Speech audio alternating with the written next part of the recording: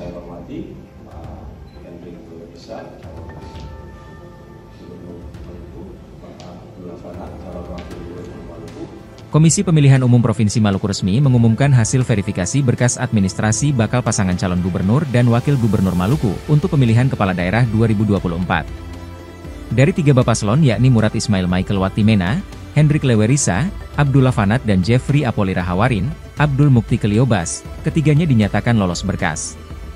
Menurutnya, setelah penetapan hasil administrasi, KPU memberikan kesempatan kepada masyarakat untuk menanggapi keabsahan dari persyaratan bakal paslon mulai 15 September hingga 18 September 2024. Hal itu bisa dengan cara memberikan tanggapan melalui info pemilu, KPU Go ID dan dengan cara mendatangi langsung kantor KPU Provinsi Maluku.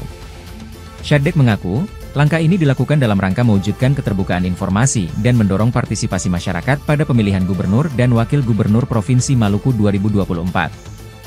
Diketahui, Pilgub Maluku diikuti 3 paslon gubernur dan wakil gubernur Maluku.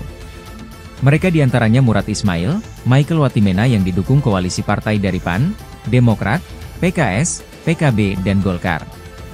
Selanjutnya Hendrik Lewerisa, Abdullah Fanat diusung koalisi partai Gerindra, Perindo, dan PPP. Dan Jeffrey Apolira Hawarin, Abdul Mukti Keliobas direkomendasi PDIP, Hanura dan Nasdem.